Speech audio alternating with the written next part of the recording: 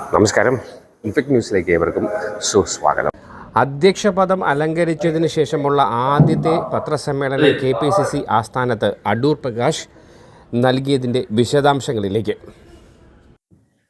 UDFിന്റെ നേതൃത്വത്തിൽ പിണറായി സർക്കാരിന്റെ 4ാം വാർഷികം ഞങ്ങൾ കരിദിനമായി ആചരിച്ചു. അതിന്റെ കാരണങ്ങൾ പലതുമുണ്ട്. പ്രധാനമായും പറയാനുള്ളത് മയക്കുമരുന്നിൽ മുങ്ങിയ കേരളമാണ്. ലഹരിയിൽ വലയിൽപ്പെട്ട് ജീവിതം ഹോമിക്കുന്ന മകനെ ഭയന്ന് കഴിയുന്ന അമ്മമാരുടെ നാടായി കേരളത്തെ മാറ്റി എന്നത് മാത്രമാണ് പിണറായി വിജയന്റെ 9ാമത് വർഷത്തെ ഭരണത്തിലൂടെ കഴിഞ്ഞിട്ടുണ്ട്. കേരളത്തിലെ ഏത് ഗ്രാമത്തിലും ഏത് ലഹരിയും ലഭ്യമാണ്.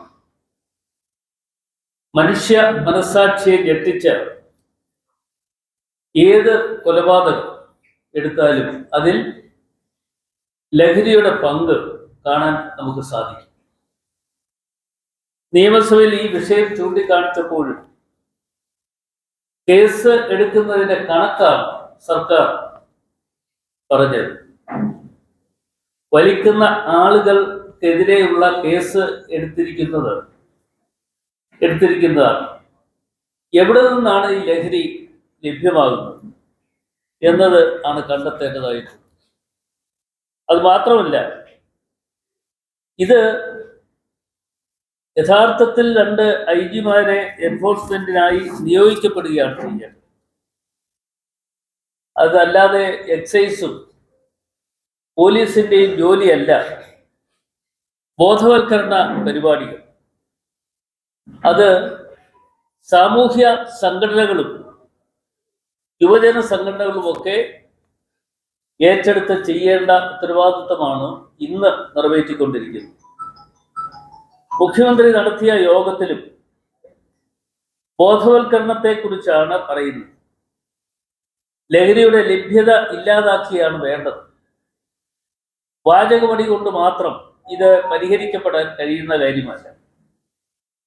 ലഹരി മാഫിയകൾക്കുള്ള രാഷ്ട്രീയ രക്ഷകർത്തൃത്വവും CPM അവസാനിപ്പിക്കണം.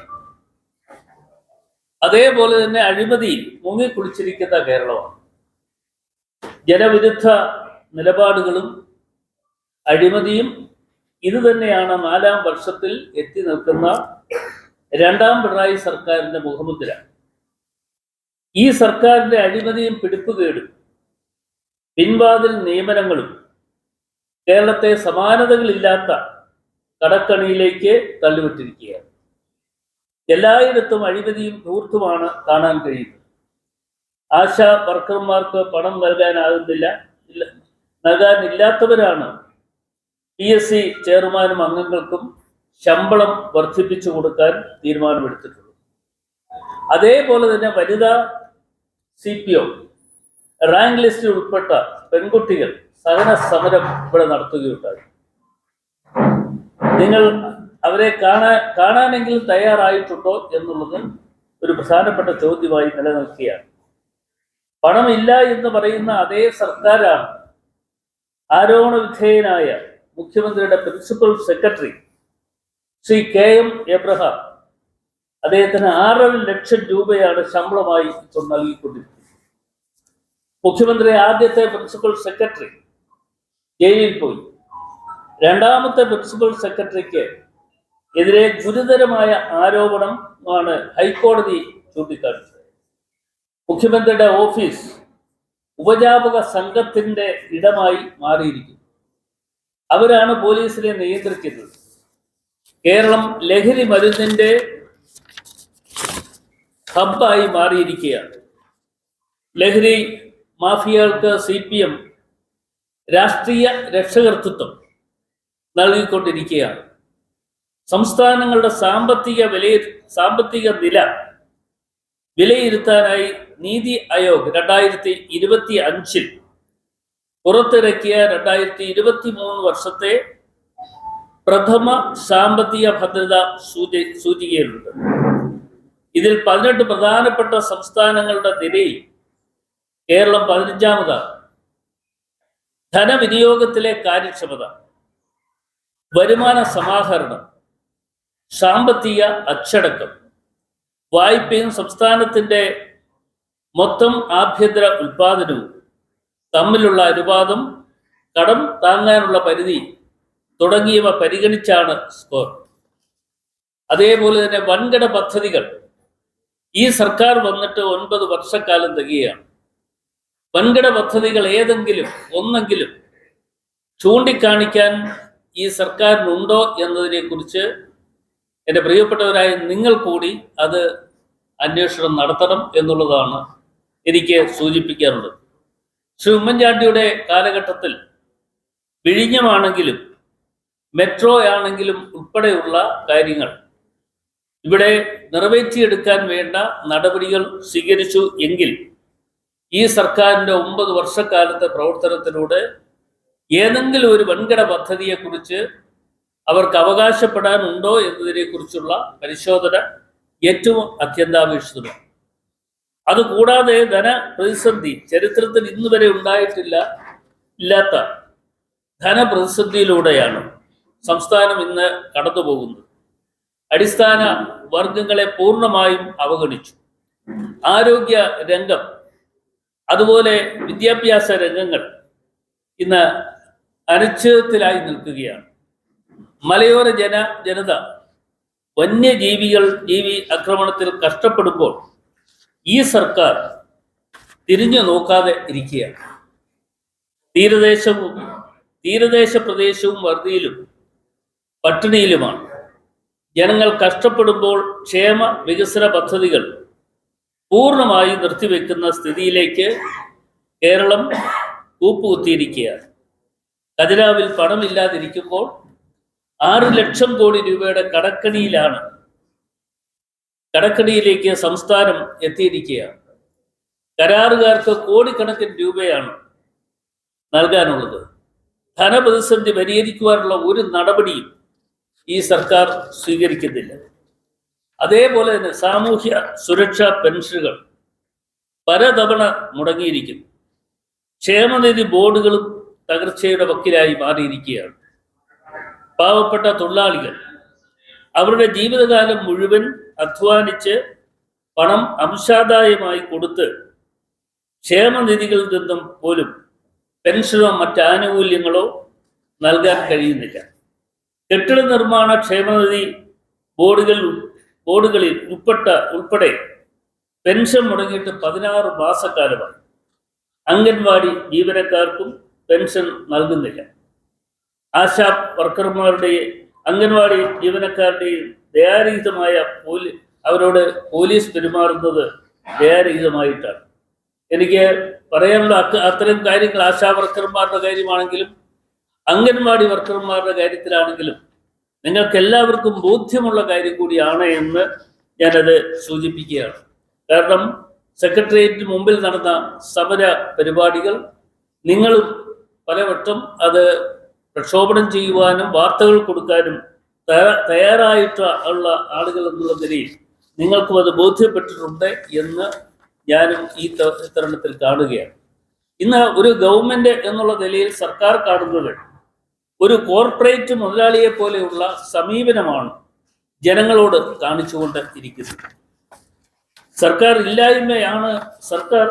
ഇല്ലായ്മയാണ് കേരളം അനുഭവിക്കുന്നത്. ആശുപത്രികൾ മരുന്നുകൾ കിട്ടുന്നില്ല. കാരുണ്യ പദ്ധതി പൂർണ്ണമായും മുടങ്ങി. റബ്ബറിന്റെ കാര്യത്തിൽ 250 രൂപ തറവിലയാക്കുമെന്ന് പ്രകടന പത്രികയിൽ അവർ പറഞ്ഞവർ ഇന്ന് എവിടെയെങ്കിലും ആർക്കെങ്കിലും ഏതെങ്കിലും കർഷകർക്ക് അത് ലഭ്യമാകുന്നുണ്ടോ എന്ന് നിങ്ങൾ കൂടി പരിശോധന നടത്തണം എന്നുള്ളതാണ് എനിക്ക് ഈ കാര്യത്തെക്കുറിച്ച് പറയാനുള്ളത്. മറ്റൊരു കാര്യം, നെല്ല് സംഭരണം. ആ നെല്ല് സംഭരണവുമായി ബന്ധപ്പെട്ടുകൊണ്ട് യഥാർത്ഥത്തിൽ അതിൻ്റെ ആരംഭം കുറിച്ചത് 2005 കാലഘട്ടങ്ങളിലാണ്. അന്ന് ശ്രീ ഉമ്മൻചാണ്ടിയുടെ ഗവൺമെൻറ്റാണ് ആ കാര്യത്തിൽ തീരുമാനമെടുത്തത്. അന്ന് ഗവൺമെൻറ് തീരുമാനമെടുത്തെങ്കിലും അന്നത്തെ ഭക്ഷ്യവകുപ്പിന്റെ ചുമതല വഹിക്കുന്ന മന്ത്രി എന്നുള്ള നിലയിൽ അതിന്റെ ചുമതല ഏൽപ്പിച്ചത് എന്നെയാണ്. ആ ചുമതലകൾ ഏറ്റെടുത്തുകൊണ്ട് കേരളത്തിലെ കുട്ടനാട് ഉൾപ്പെടെ, പാലക്കാട് ഉൾപ്പെടെ, കോട്ടയം ഉൾപ്പെടെയുള്ള പ്രദേശങ്ങളിൽ കർഷകരുമായി നേരിൽ കണ്ട് അവരുടെ നെല്ല് ഏറ്റെടുക്കുന്നതിനുള്ള നടപടികൾ സ്വീകരിക്കുകയും ആ നടപടികൾ സ്വീകരിച്ചതിന്റെ അടിസ്ഥാനത്തിൽ ഇന്നും അത് തുടർന്നുകൊണ്ട് പോകാൻ ഈ ഗവൺമെന്റ് തയ്യാറാകുമ്പോൾ അതിനാവശ്യമായ യാതൊരു പ്രവർത്തനങ്ങളും നിറവേറ്റപ്പെടുന്നില്ല. കോടിക്കണക്കിന് രൂപയാണ് നെല്ല് ഉൽപ്പാദിപ്പിക്കുന്ന കർഷകർക്ക് അവരുടെ ഉൽപ്പാദിപ്പിച്ച നെല്ല് വിറ്റഴിച്ചാൽ ലഭിക്കാനുള്ളത്. അപ്പോൾ അതേപോലെയുള്ള നിരവധി പ്രവർത്തനങ്ങളിൽ ഈ സർക്കാർ ഇന്ന് അതിന് നേതൃത്വം കൊടുക്കും. അതേപോലെ തന്നെ ഫണ്ട് വകമാറ്റുകയാണ്. SC/ST ഫണ്ടുകൾ കഴിഞ്ഞ 3 വർഷമായി ഒന്നും വർദ്ധിപ്പിച്ചിട്ടില്ല. അത് മാത്രമല്ല, കഴിഞ്ഞ സാമ്പത്തിക വർഷത്തിൽ SC ഫണ്ട് 500 കോടിയും ST ഫണ്ട് 120 കോടിയുമാണ് വെട്ടിക്കുറച്ചത്.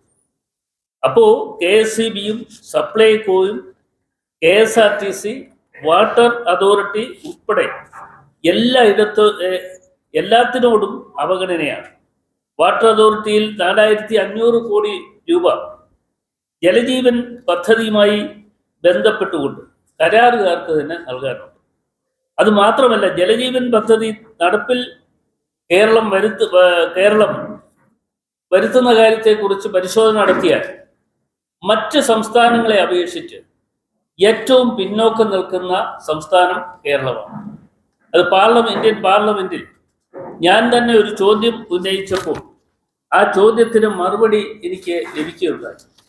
ആ മറുപടി ലഭിച്ചത് കേരളത്തിൽ ഇത് 54% മാത്രമാണ് ഈ ജലജീവൻ മിഷനിലൂടെ കുടിവെള്ളം, ശുദ്ധമായ ജലം നൽകും എന്ന് കേന്ദ്ര ഗവൺമെന്റ് പറയുന്നത് കൊടുക്കാൻ കഴിഞ്ഞിട്ടുള്ളൂ. മറ്റ് സംസ്ഥാനങ്ങളിൽ ഇത് ഈ 54% എന്നുള്ളത് അത് വളരെ കൂടുതൽ മേഖലകളിൽ നന്നായി കൊടുക്കാൻ കഴിഞ്ഞു എങ്കിലും കേരളമാണ് ഏറ്റവും പിന്നോക്കാവസ്ഥയിൽ നിൽക്കുന്നത്. ഇവിടെ ഏതാണ്ട് 70 ലക്ഷത്തിലധികം വീടുകളിൽ കുടിവെള്ളം എത്തിച്ചു കൊടുക്കണം. അത് കൊടുക്കാൻ കഴിഞ്ഞിട്ടുള്ളത് 38,56,000 വീടുകൾ മാത്രമാണ് ഈ ജലജീവൻ പദ്ധതിയിലൂടെ കുടിവെള്ളം കൊടുക്കാൻ കഴിഞ്ഞിട്ടുള്ളത്. കേന്ദ്ര സർക്കാർ നൽകുന്ന പണത്തിൽ സംസ്ഥാന വിഹിതം നൽകാൻ പറ്റുന്നില്ല. കരാറുകാർ ആത്മഹത്യയുടെ മുൻപിൽ നിൽക്കുകയാണ്. സംസ്ഥാനത്തെ ഏറ്റവും ദുരിതപൂർണമാക്കി കടക്കണിയിലേക്ക് തള്ളിയിട്ട സർക്കാർ എന്നാകും ഈ സർക്കാരിന്റെ ചരിത്രം രേഖപ്പെടുത്തുവാൻ പോകും. 96-2001 നായനാർ ഭരണകാലത്ത് ഉണ്ടാക്കിയതിനേക്കാൾ രൂക്ഷമായ പ്രതിസന്ധിയാണ് ഇന്ന് ഈ സംസ്ഥാനത്ത് ഈ ഗവൺമെന്റ് ഉണ്ടാക്കിക്കൊണ്ടിരിക്കുന്നത്. ജനങ്ങൾ ബുദ്ധിമുട്ടുമ്പോഴും കോടികൾ മുടക്കിയാണ് സർക്കാർ പരസ്യം ചെയ്യുന്നത്. പെൻഷൻ നൽകാൻ പണമില്ലാത്തപ്പോഴും മുഖ്യമന്ത്രിയുടെ ഹോൾഡിംഗ് വെക്കുന്നതിന് വേണ്ടി മാത്രം 15 കോടി രൂപയിലധികം ചെലവഴിക്കപ്പെടുകയാണ്. ഈ ഐക്യജനാധിപത്യ മുന്നണി സർക്കാർ 4ാം വാർഷികം പൂർണ്ണമായും ഞങ്ങൾ ബഹിഷ്കരിക്കും. നിയോജകമണ്ഡലങ്ങളിൽ നടക്കുന്ന വികസന പദ്ധതികളുമായി ബന്ധപ്പെട്ടുകൊണ്ട് അതിൻ്റെ ഉദ്ഘാടന ചടങ്ങുകൾ പലയിടത്തും സംഘടിപ്പിച്ചിട്ടുണ്ട്. അതിൻ്റെ ഉദ്ഘാടന ചടങ്ങുകളുമായി ബന്ധപ്പെട്ടുകൊണ്ട് UDFന്റെ MLA-മാരാണെങ്കിലും അതേപോലെ തന്നെ MP-മാരാണെങ്കിലും അവർ കൂടി മുൻകൈ എടുത്തുകൊണ്ട് വന്നിട്ടുള്ള പല പദ്ധതികളുമുണ്ട്. ആ പദ്ധതികളുമായി ബന്ധപ്പെട്ടുകൊണ്ട് ഉദ്ഘാടനം നടക്കുമ്പോൾ അവർ ആ പദ്ധതിയിൽ ചടങ്ങിൽ പങ്കെടുക്കുന്നതിൽ തെറ്റില്ല എന്ന് തന്നെയാണ് ഞങ്ങൾ കൊടുക്കുന്ന നിർദ്ദേശം. ഇതേപോലെ തന്നെ അക്രമ രാഷ്ട്രീയം ഇന്നിപ്പോ നിങ്ങളെല്ലാം കേട്ട് കാണും. മഹാത്മാഗാന്ധിയുടെ പ്രതിമ വെക്കുന്നതുമായി ബന്ധപ്പെട്ടുകൊണ്ട് ഒരു കണ്ണൂരിലെ CPM നേതാക്കൾ നടത്തിക്കൊണ്ടിരിക്കുന്ന വില കുറഞ്ഞ ചില പ്രവർത്തനങ്ങൾ നിങ്ങൾ കേട്ടിട്ടുണ്ട് അല്ലെങ്കിൽ മനസ്സിലാക്കിയിട്ടുണ്ട് എന്ന് ഞാൻ കരുതുകയാണ്. മലപ്പട്ടം അടുവാപ്പുറത്ത് ഗാന്ധി സ്തൂപം നിർമ്മിക്കാൻ അനുവദിക്കില്ല എന്നാണ് CPM ജില്ലാ സെക്രട്ടേറിയറ്റ് അംഗം PV ഗോപിനാഥിന്റെ ഭീഷണി. ഈ ഗാന്ധി നടത്തുകയും പരസ്യ ഭീഷണി നടത്തുകയും ചെയ്ത് ഇയാൾക്കെതിരെ കേസെടുക്കണം എന്നുള്ളതാണ് UDF പറയാറുള്ളത്. മാത്രമല്ല, യൂത്ത് കോൺഗ്രസ് നിയോജകമണ്ഡലം സെക്രട്ടറി എന്നുള്ള നിലയിൽ പ്രിയപ്പെട്ട ശ്രീ സനീഷിന്റെ പേരെടുത്തു പറഞ്ഞാണ് CPM നേതാവായ ഈ ക്രിമിനൽ ഭീഷണിപ്പെടുത്തിയത്. സനീഷിന്റെ വീടിന്റെ മുന്നിലോ വീടിന്റെ അടുക്കളയിലോ ഗാന്ധി സ്തൂപം നിർമ്മിച്ചാൽ തകർക്കുമെന്ന് ഇയാളുടെ ഭീഷണി വന്നിരിക്കുകയാണ്. ഇതേ ഭാഷയിൽ തന്നെയായിരിക്കും CPM കണ്ണൂർ ജില്ലാ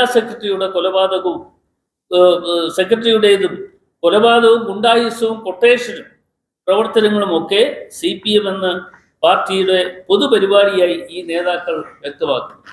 ഒരു കാര്യം ഞാൻ പറയാം, കാരണം CPM എന്ത് ഇത്തരത്തിലുള്ള പ്രവർത്തനം നടത്തിയാൽ അതിനെ ചോദ്യം ചെയ്യുവാൻ കേരളത്തിലെ UDF സന്നദ്ധമാകും, ചോദ്യം ചെയ്യാൻ സന്നദ്ധമാകും എന്ന് പറയുമ്പോൾ അക്രമത്തിനെതിരെ ശക്തമായ നടപടികളുമായി ഞങ്ങളും മുമ്പോട്ട് പോകും എന്ന കാര്യത്തിൽ ഒരു തർക്കവും ആർക്കും വേണ്ട.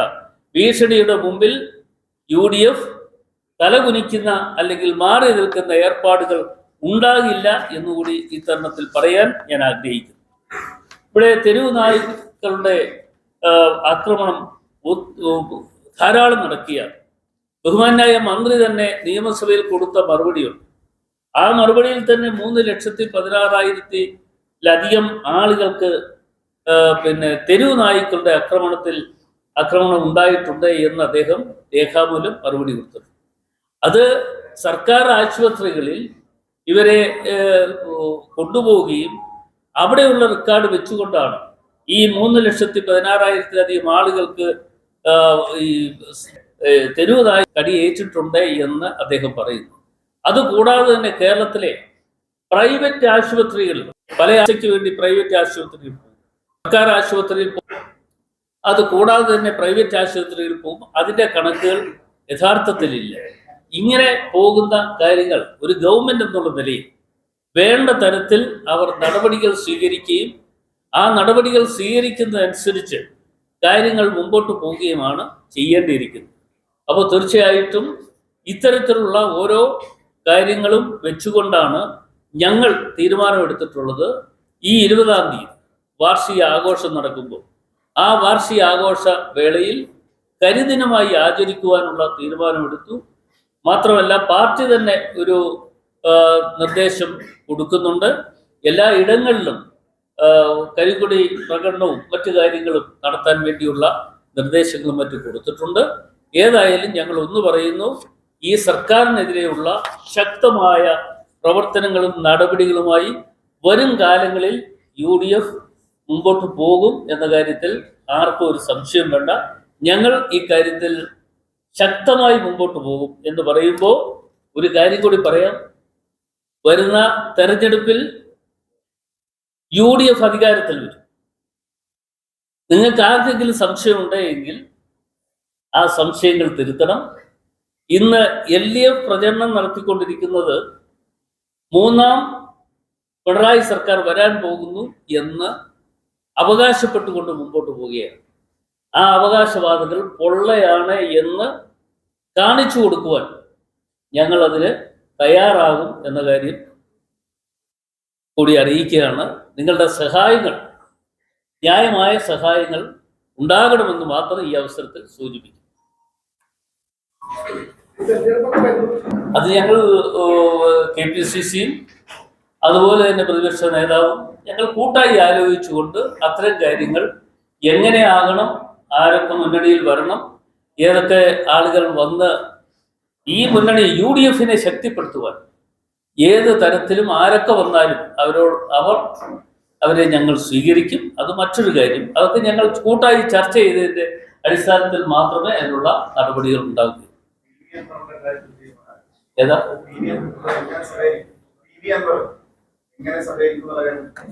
ഇല്ല, PV അൻവറുമായിട്ട് വേറെ പ്രശ്നമൊന്നും ഇല്ലല്ലോ. PV അൻവർ ഇപ്പൊ സഹകരിക്കാൻ തയ്യാറായി നിർത്തിയാണല്ലോ. അത് അദ്ദേഹം മുന്നണി സംവിധാനത്തിൽ വരണമോ ഇല്ലയോ എന്നതിനെ കുറിച്ച് ഞങ്ങളൊരു ആലോചന നടത്തിയിട്ടില്ല. ഞങ്ങൾ അങ്ങനെയുള്ള കാര്യങ്ങൾ എന്താ എന്നതിനെ കുറിച്ച് ഞങ്ങൾ കൂട്ടായി ആലോചിച്ചുകൊണ്ട്, ഇതാരും ഒറ്റയ്ക്ക് ആർക്കും തീരുമാനിക്കാൻ പറ്റില്ല, കൂട്ടായി ആലോചിച്ചുകൊണ്ട് അതിനൊരു തീരുമാനം എടുക്കും. അത് വൈകുന്നു എന്ന് വിചാരിച്ച ഇപ്പൊ തെരഞ്ഞെടുപ്പ് വന്നില്ല. തെരഞ്ഞെടുപ്പ് വന്നാലും PV അൻവർ ഞങ്ങളോടൊപ്പമായിരിക്കും. ഒരു സംശയം നിങ്ങൾക്ക് ആർക്കും വേണ്ട. PV അൻവർ ഞങ്ങളെ വിട്ടുപോകും എന്ന് നിങ്ങൾ ആരെങ്കിലും ധരിക്കുന്നുണ്ടെങ്കിൽ അത് തെറ്റിദ്ധാരണ മാറ്റണമെന്നാണ് എനിക്ക് സൂചിപ്പിക്കാറ്.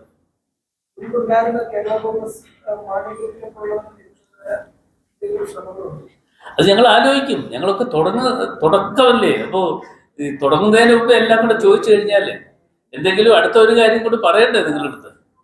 അതൊക്കെ ഏതായാലും കൂട്ടായി ഞങ്ങൾ ആലോചിച്ചുകൊണ്ട് എന്തായാലും യുക്തമായ നടപടികൾ യുക്തമായ സമയത്ത് എടുത്തിരിക്കും. കഴിഞ്ഞ ലോക്സഭാ ഇലക്ഷനിൽ വോട്ട് പട്ടികയിൽ ഇരട്ട വോട്ടുകൾ ചേർത്ത് അങ്ങയുടെ പരാതി ഒരുപാട് വോട്ടുകൾ പിന്നീട് മാറ്റിയിരുന്നു ഇലക്ഷൻ കമ്മീഷൻ. ഇപ്പോ CPM-ന്റെ ഒരു മുതിർന്ന നേതാവ് പറയുകയാണ് പണ്ട് തപാൽ വോട്ടുകൾ തിരുത്തിയിട്ടുണ്ട്. അങ്ങനെ ശ്രദ്ധപ്പെട്ടിട്ടുണ്ട്. ശ്രദ്ധയിൽപ്പെടാത്ത ഒരു കാര്യമല്ല. അദ്ദേഹം സത്യസന്ധനായതുകൊണ്ടും അദ്ദേഹം ഇത്തരം കാര്യങ്ങൾ വെട്ടിത്തുറന്ന് പറഞ്ഞു എന്ന് മാത്രമേ ഉള്ളൂ. ഇത് യഥാർത്ഥത്തിൽ കേരളത്തിലെ നിരവധി നിയോജക മണ്ഡലങ്ങളിൽ നടന്നുകൊണ്ടിരിക്കുന്ന ഒരു കാര്യമാണ്. ഞാൻ എൻ്റെ അനുഭവത്തിന്റെ വെളിച്ചത്തിൽ തന്നെ പറഞ്ഞാൽ, ഞാൻ 2019 ആറ്റിങ്ങൽ പാർലമെന്റിൽ മത്സരിക്കാൻ എന്റെ പാർട്ടി ചുമതലപ്പെടുത്തിയപ്പോൾ ഞാൻ അന്ന് വോട്ടർ പട്ടിക പരിശോധിക്കുമ്പോൾ 1,14,000 വോട്ടുകളായിരുന്നു ഇരട്ട വോട്ടുകൾ ആയി കണ്ടെത്താൻ കഴിഞ്ഞു. അതിനെതിരെ നടപടി സ്വീകരിക്കണം എന്ന് ആവശ്യപ്പെട്ടുകൊണ്ട് തെരഞ്ഞെടുപ്പ് കമ്മീഷനും അതുപോലെ ഇവിടെ ജില്ലയുടെ ചുമതല നോക്കുന്ന ജില്ലാ കളക്ടർക്കും അത് കൂടാതെ തന്നെ കേന്ദ്ര ഇലക്ഷൻ കമ്മീഷണർക്ക് വരെ അന്ന് പരാതി കൊടുത്ത ഒരാളാണ് ഞാൻ. കൊടുത്ത പരാതി വെറുതെ കൊടുത്തതല്ല. ഇതെല്ലാം CD-യിൽ പകർത്തിക്കൊണ്ട് രേഖകളുടെ അടിസ്ഥാനത്തിൽ മാത്രമാണ് ഞാൻ അന്ന് പരാതി കൊടുത്തത്. ആ പരാതി പരിശോധന നടത്തിയതിനു ശേഷം കേന്ദ്ര ഇലക്ഷൻ കമ്മീഷൻ തന്നെ ഒരു നിർദ്ദേശം കൊടുത്തു. സ്ഥാനാർത്ഥി പറഞ്ഞത് ശരിയാണ്, അതിനെതിരെ നടപടികൾ ഉണ്ടാകണം എന്ന് പറഞ്ഞപ്പോഴാണ് അന്നത്തെ കളക്ടർ പറഞ്ഞത്. നിങ്ങൾ ഓർക്കുന്നുണ്ടോ എന്ന് എനിക്കറിയില്ല, ആരെങ്കിലും കള്ളവോട്ട് ചെയ്യാൻ വേണ്ടി ബൂത്തുകളിൽ എത്തിയാൽ അവർക്കെതിരെ ശക്തമായ നടപടികൾ ഉണ്ടാകും എന്ന് അന്നത്തെ കളക്ടർ പ്രഖ്യാപിച്ചു. മാത്രമല്ല, അതിനകത്ത് ഒരു കാര്യമുള്ളത്, നിങ്ങൾ തെറ്റിദ്ധാരണ ഉണ്ടാകരുത്. ഈ വോട്ടേഴ്സ് ലിസ്റ്റിൽ നിന്നും പേരുകളൊന്നും ഒഴിവാക്കിയിട്ടില്ല. വോട്ടേഴ്സ് ലിസ്റ്റിൽ നിന്ന് വന്ന് 1,14,000 വോട്ടുകളായിരുന്നു എങ്കിൽ ഇപ്പൊ 2024 തെരഞ്ഞെടുപ്പിൽ ഞാൻ മത്സരിക്കുമ്പോൾ എനിക്ക് പരിശോധനയിൽ കാണാൻ കഴിഞ്ഞത് 1,64,000-ഓളം വോട്ടുകൾ കള്ള വോട്ടുകൾ എന്നുള്ള നിലയിൽ വോട്ടേഴ്സ് ലിസ്റ്റിൽ വന്നുകൂടി. ഞാൻ ആ കാര്യങ്ങളെ കുറിച്ച് അന്വേഷിച്ചപ്പോൾ ഗവൺമെന്റ് കൊടുത്ത ഒരു നിർദ്ദേശമുണ്ട്. ഇത് വാക്കാൽ കൊടുത്ത നിർദ്ദേശമാണ്, അല്ലാതെ രേഖാമൂലം കൊടുത്ത നിർദ്ദേശമല്ല.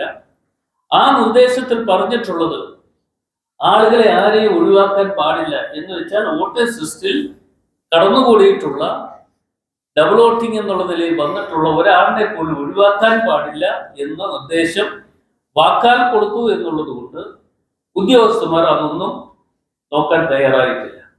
പിന്നെ പരാതികൾ കൂടുതൽ കൊടുത്തു കഴിഞ്ഞപ്പോൾ ആ പരാതികൾക്കൊരു പരിഹാരം എന്നുള്ള നിലയിൽ പല നിയോജക മണ്ഡലങ്ങളിലും 10, 100, 250, 300 വോട്ടുകൾ ഒഴിവാക്കി എന്ന് പറഞ്ഞ് ഒരു മറുപടി മാത്രമാണ് കിട്ടിയിട്ടുള്ളത്. പക്ഷേ 1,64,000 വോട്ടുകൾ ഈ 2024 തെരഞ്ഞെടുപ്പിലും അധിക വോട്ടുകൾ ഡബിൾ വോട്ടിംഗ് ഉണ്ടായിരുന്നു എന്ന് ചൂണ്ടിക്കാണിച്ചുകൊണ്ട് ബഹുമാനപ്പെട്ട ഹൈക്കോടതിയെ ഞാൻ സമീപിച്ചു. ഹൈക്കോടതിയെ സമീപിച്ചു കഴിഞ്ഞപ്പോൾ എല്ലാ തെളിവുകളും കൊടുത്തു കഴിഞ്ഞപ്പോൾ ഹൈക്കോടതി പറഞ്ഞു ഇത് ശരിയാണ്, അതുകൊണ്ട് എല്ലാ ബൂത്തുകളിലും 1426 ബൂത്തുകളാണുള്ളത്. 1426 ബൂത്തുകളിലും വെബ് ക്യാമറ വെക്കാൻ പറ്റും. അതുകൊണ്ട് ആണ് തൽക്കാലം ഞാൻ വലിയ വോട്ടിന്റെ ഒന്നും ഭൂരിപക്ഷത്തിലല്ലെങ്കിലും വിജയിക്കാൻ കഴിഞ്ഞത് എന്ന് തന്നെയാണ് ഞാൻ കാണുന്നത്. ഇപ്പോൾ ഒരു കാര്യം, ഞാൻ ഇവിടുത്തെ കാര്യം മാത്രമേ പറഞ്ഞുള്ളൂ. കേരളത്തിൽ പല നിയോജക മണ്ഡലങ്ങളും ഇതേപോലെ പരിശോധന നടത്തിയാൽ ആ പരിശോധനയിലൂടെ ഇതുപോലെയുള്ള കള്ളത്തരങ്ങൾ CPM ഉണ്ടാക്കി വെച്ചിരിക്കുന്ന പല കള്ളത്തരങ്ങളും പുറത്തേക്ക് വരും. അത് കൊണ്ടുവരിക എന്നുള്ളത് ഞങ്ങളുടെയൊക്കെ ചുമതലയാണ്. അത് ഞങ്ങളത് ഏറ്റെടുക്കുക മാത്രമല്ല, അതിനുവേണ്ടിയുള്ള പ്രവർത്തനങ്ങളും നടപടികളുമായി മുമ്പോട്ട്. കോൺഗ്രസ് പ്രവർത്തകർ വിളിച്ച മുദ്രാവാക്യത്തെ കുറിച്ച് മാത്രം നിങ്ങൾ പറയുന്നത് എന്തിനാ? മുദ്രാവാക്യം പല ആളുകളും വിളിക്കില്ലേ? കോൺഗ്രസ് പ്രവർത്തകർ വിളിച്ചു, അതിനേക്കാൾ ഉപരിയല്ലേ CPM അവിടെ പറഞ്ഞതെന്താ? അല്ല, നിങ്ങൾ അത് യൂത്ത് കോൺഗ്രസ്സുകാരെ ഉദ്ദേശിച്ച് നിങ്ങൾ പറയുമ്പോൾ അതിനേക്കാൾ ഉപരി മഹാത്മാഗാന്ധിയെ തകർക്കുന്നതിന് വേണ്ടി ഇതിപ്പോ ആരോടൊപ്പം കൂട്ടുനിൽക്കുന്നത്? CPM എന്ന് കൂട്ടുനിൽക്കുന്നത് BJPക്ക് വേണ്ടിയാണ്. BJP എന്ന് പറയുന്ന പ്രസ്ഥാനമാണ് മഹാത്മാഗാന്ധിയും പണ്ഡിറ്റ് ജവഹർലാൽ നെഹ്റുവിനെ അടക്കമുള്ള ആളുകളെ ഈ ചിത്രത്തിൽ നിന്നും മാറ്റുവാൻ വേണ്ടിയുള്ള നടപടികളുമായി മുമ്പോട്ട് പോകും. അപ്പോ യൂത്ത് കോൺഗ്രസ്സുകാർ മുദ്രാവാക്യം വിളിച്ചു എന്ന് കരുതി ആ മുദ്രാവാക്യത്തെ ഏറ്റുപിടിക്കേണ്ട. അതേസമയം മഹാത്മാഗാന്ധിയോട് ആദരവ് കൊടുക്കുന്നവരാണ് എങ്കിൽ അതുകൂടി നോക്കണം എന്നുള്ളതാണ് എന്റെ അഭിപ്രായം. ഞാന് സർട്ടിഫിക്കറ്റില്ല, അദ്ദേഹത്തിന്റെ നിഷ്കളങ്കത കൊണ്ടായിരിക്കും ഈ കാര്യങ്ങൾ വിളിച്ചു പറഞ്ഞത്. പണ്ട് ഞങ്ങളൊക്കെ ഇന്നത് ചെയ്തിട്ടുണ്ട് എന്നതിനെ കുറിച്ച് നിഷ്കളങ്കത കൊണ്ട് ഞാനിപ്പോ അദ്ദേഹത്തിന് സർട്ടിഫിക്കറ്റ്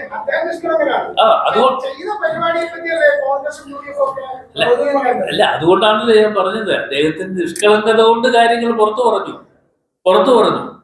പക്ഷേ ഇത് ഓരോ ഇടത്തും ചെയ്തുകൊണ്ടിരിക്കുന്ന ഓരോ കാര്യങ്ങളാണ് എന്ന് നിങ്ങൾക്ക് കൂടി മനസ്സിലാക്കാൻ കഴിയും.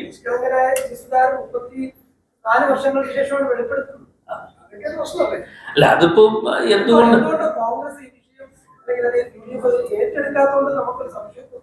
ഞങ്ങള്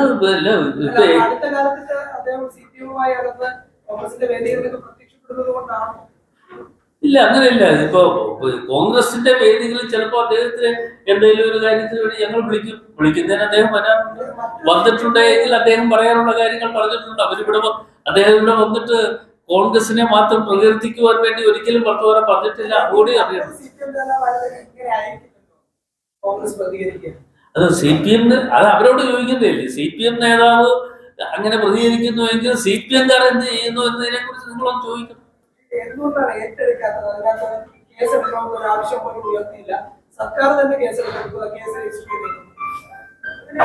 അത് വരട്ടെ, ഇനി സമയം കിടക്കുമല്ലേ. ഞങ്ങളിത് ഓരോന്നോരോന്ന് ഏറ്റെടുക്കാം.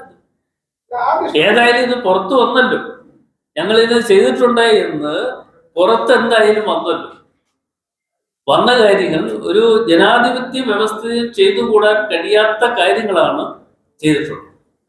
അപ്പൊ തീർച്ചയായിട്ടും അങ്ങനെ വന്നിട്ടുണ്ട് എങ്കിൽ ഇപ്പോഴും അത് അനുവർത്തിച്ചു പോകുന്നുവെങ്കിൽ ആ അനുവർത്തിച്ചു പോകുന്നത് തെറ്റാണ് എന്ന് അദ്ദേഹം ചൂണ്ടിക്കാണിച്ചു.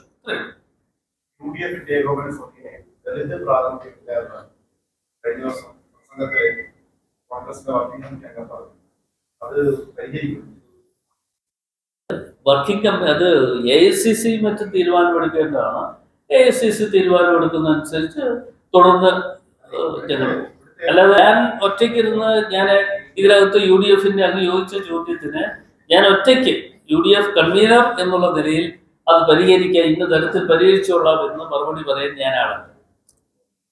ചെറുതോ വലുതോ എന്നുള്ളത് പ്രശ്നമില്ല. ഒരു ചുമതല ഏൽപ്പിച്ചു കഴിഞ്ഞാൽ ആ ചുമതലകൾ ഉത്തരവാദിത്വ ബോധത്തോടുകൂടി നിറവേറ്റുക എന്നുള്ളതാണ് ഒരു കോൺഗ്രസ് പ്രവർത്തകൻ എന്നുള്ള നിലയിൽ എന്നെ സംബന്ധിച്ചിടത്തോളം ഏറ്റവും പ്രാധാന്യമുള്ളത്. ഞാൻ ആ തരത്തിൽ മുമ്പോട്ട് ഇല്ലല്ലോ. നിങ്ങൾ ഉണ്ടാക്കുന്ന അടികൾ ഞങ്ങളെ അത് കൂട്ടത്തിൽ വലിച്ചെറിയിക്കരുത്. തൽക്കാലം ഞങ്ങളെ വലിച്ചെറിയിക്കരുത്. ഞങ്ങളിപ്പോ KPCC പ്രസിഡന്റും അതുപോലെ തന്നെ UDF കൺവീനറും ഓൾ ഇന്ത്യ കോൺഗ്രസ് കമ്മിറ്റി ഇപ്പൊ തീരുമാനമെടുത്തു. ഞങ്ങൾ അത് പ്രവർത്തനങ്ങൾ മേഖലയിലേക്ക് ഞങ്ങൾ തുടങ്ങുന്നത്. MP-മാര് ഞാൻ എല്ലാവരെയും വിളിച്ചിരുന്നതാണ്. പല MP-മാർക്കും അന്ന് വരാനുള്ള ബുദ്ധിമുട്ടുകൾ പ്രത്യേകം അറിയിച്ചിരുന്നു. ആ MP-മാർക്ക് പിന്നെ പല ആളുകൾ, ഒരാൾ മാത്രമല്ല പല ആളുകൾ പറഞ്ഞത് അവർക്ക് ഇന്ന കാര്യങ്ങൾ കൊണ്ട് നേരത്തെ നിശ്ചയിച്ചിരുന്ന ചില പരിപാടികളുണ്ട്, അതല്ലെങ്കിൽ അതെല്ലാം ക്യാൻസൽ ചെയ്തിട്ടാണ് വരേണ്ടത്. അപ്പൊ ഞങ്ങളും പറഞ്ഞു അങ്ങനെ വരണ്ട, നിങ്ങൾ ഏറ്റ പരിപാടികൾ നടക്കട്ടെ എന്ന നിർദ്ദേശമാണ്. ഞങ്ങൾ പല തട്ടിലല്ലല്ലോ, ഒന്നിച്ചല്ലേ ഒന്നിച്ചു. അതുകൊണ്ടാണല്ലോ ഞാൻ ആത്മവിശ്വാസത്തോടു കൂടി നിങ്ങളുടെ മുമ്പിൽ പറയുന്നത് മൂന്നാം പിണറായി സർക്കാർ വരുമെന്ന് നിങ്ങൾ ആരും സ്വപ്നം കാണണ്ട. ഞങ്ങൾ മൂന്നാം പിണറായി സർക്കാർ വരാതിരിക്കുന്നതിന് വേണ്ടിയുള്ള എല്ലാ പ്രവർത്തനങ്ങളും നടത്തിയിരിക്കും.